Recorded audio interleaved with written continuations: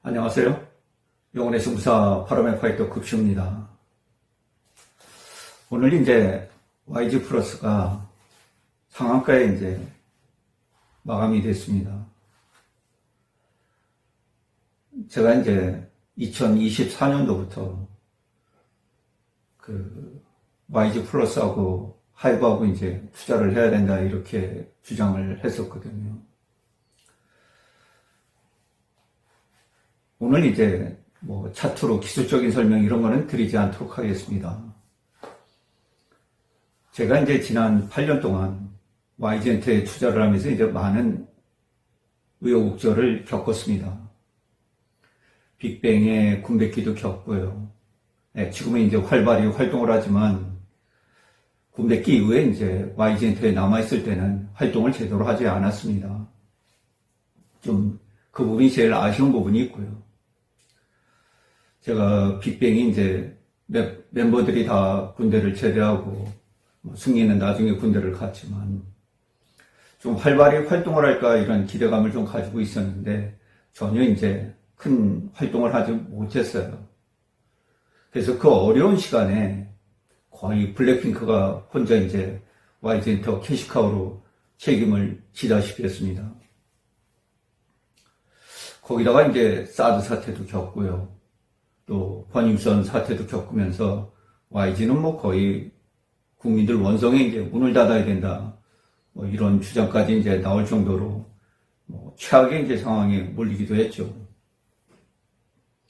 어떻게 보면 싸이의 강남스타일이라든가 빅뱅이라든가 2NE1이라든가 굉장히 그 글로벌로 이제 성장한 기업들을 키워냈고 많은 돈을 벌지 않았습니까?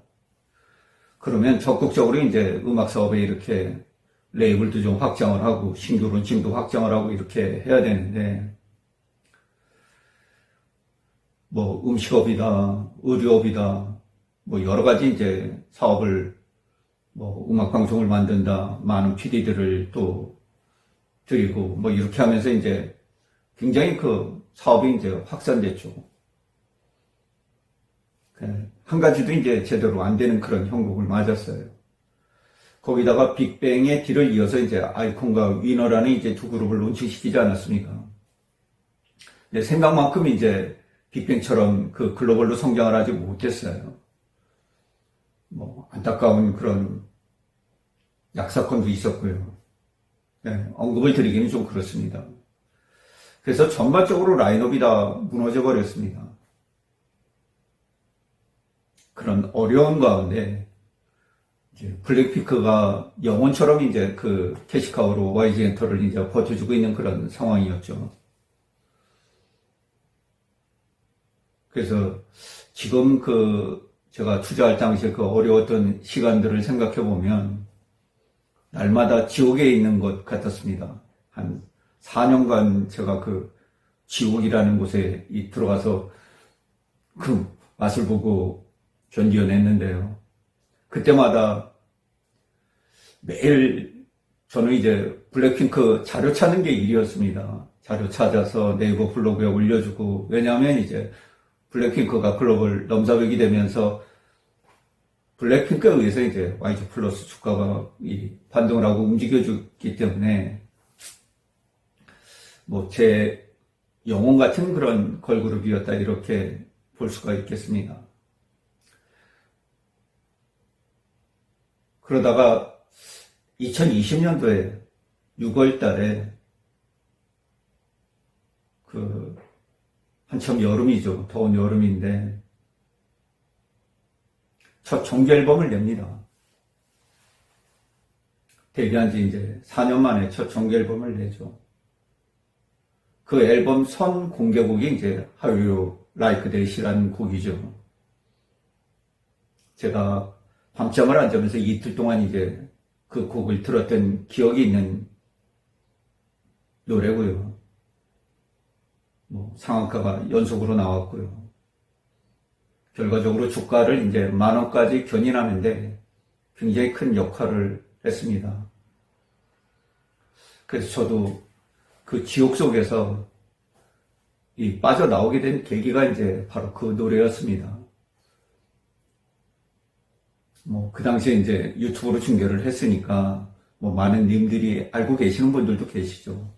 그래서 이제 그때 제가 9,000원 단위에서 이제 수익이 발생을 해서 제가 정리를 했던 그런 기억이 있습니다. 그리고 나서 좀 잊었어요. 제가 잊은 이유는 제가 처음에 이제 엔터기업은 SM을 시작을 했거든요. 그래서 소녀시대 이제 끝물이 어떻게 되는지 제가 명확히 인지를 하고 기억을 합니다.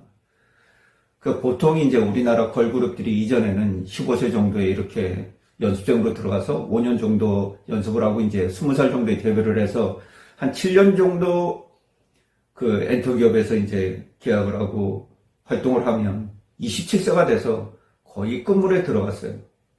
블랙핑크에 더 이상 이제 기대를 할 수 없어서 제가 이제 블랙핑크가 월드 투어를 할 당시에 뭐 그때 한참 주가가 이제 한 뭐 7,000원 정도 이렇게 YG 플러스가 유지를 하고 있는 그때 저는 이제 YG 엔터를 떠났습니다. 한 1년 이상 떠났는데 제가 그 당시에 이제 간절하게 기다렸던 일이 있어요. 하도 YG 엔터에서 이제 신규 론칭을 안 하기 때문에 그 베이비 몬스터를 론칭한다는 그 기사들이 이제 계속 올라오고 특허도 이제 이름 특허도 마련을 하고 이래서 아주 목 빠지게 기다렸습니다. 데뷔를 뭐 중국 멤버도 있고 이랬죠. 그런데 결국 2년이 지나도록 감감무소식이었어요. 제가 기다리던 그 YG 엔터 베이비 몬스터의 신규 론칭은 그 당시에 있지 않았습니다. 제가 오랜 동안 잊고 있었는데 어느 날 뉴스를 검색하다 보니까 YG 엔터에서 베이비 몬스터를 론칭한다는 그런 기사를 읽게 됐습니다. 그래서 저도 궁금하죠. 그래서 유튜브를 통해서 베이비 몬스터를 검색을 해봤어요. 제가 보통 그 전 동영상을 다 분석을 합니다. SM 때도 그랬고 YG 엔터 역시 그렇습니다. 글로벌 월드 투어하는 그 전체 동영상 가수들 나오면 모든 동영상 나오는 이것을 다 그 점검을 해. 그래서 베이비 몬스터의 그 데뷔하기 전에 올라오는 공개된 동영상들이 이제 있더라고요. 그래서 전 깜짝 놀랐습니다. 뭐 이런 그 아이들이 있을까? 7명의 아이들인데 그 속에서 어떤 그 드림, 꿈이라는 단어를 좀 생각을 하게 됐습니다. 저 아이들이 이전보다는 어린 나이에 뭐 초등학생 때 이렇게 들어와서 이제 10대 초반에 학습을 하지 않았습니까? 그렇죠? 그래서 데뷔는 이제 뭐 17살 이때 했거든요. 그러니까 이전보다는 이제 굉장히 속도가 나이가 어려진 거죠. 그런데 저 어린아이들이 무슨 꿈이 있길래 그렇게 장거리에서 하루도 안 빠지게 연습을 하고 또 날로 그 매달 이제 점검을 하잖아요. 그 실력이 늘어가는 이런 모습들을 봤을 때 참 어른으로서 부끄럽다 이런 생각을 했어요. 그러면서 아이언이를 비롯해서 라미, 로라, 파리타, 치키타 뭐 그 멤버들 소속돼 있는 멤버들의 이제 노래를 이렇게 들어보면서 참 이렇게 각자 이 5보컬 아이언이, 로라, 라미, 치키타, 파리타 이 5인의 그 특색 있는 음색들 참 노래를 잘한다 이런 생각을 했어요.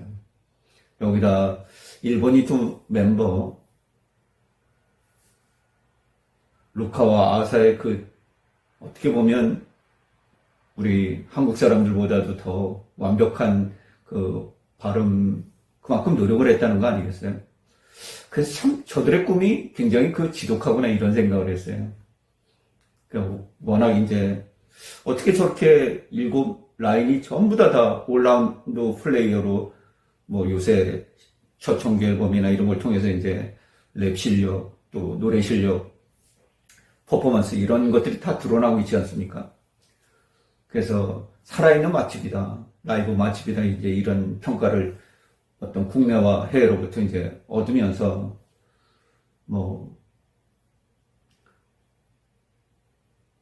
팬덤은 그 연습생 시절부터 생겼어요. YG엔터 전통적으로 이제 계승해서 내려오는 그 팬덤들이 있기 때문에 400만 원 출발해서 이제 800만을 넘기고 뭐 850만 정도 이제 이렇게 넘겨서 854만 국내 아이돌 그룹 중에 이제 그 19위를 차지하고 있지 않습니까?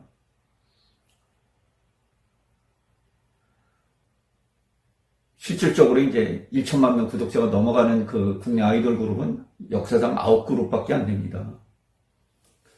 그래서 저는 이제 최소한도 그 글로벌 넘사벽이 되려고 그러면 1천만 명은 이제 유튜브 구독자 수가 넘겨야 된다, 이렇게 생각을 하고 있어요.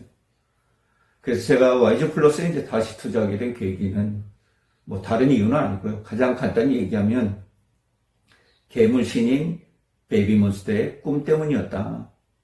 어른으로서 부끄러워서 한번 저들 속에 같이, 저들이 꿈꾸는 꿈 속에, 몽중몽 속에 나도 한번 들어가 봐야 되겠다,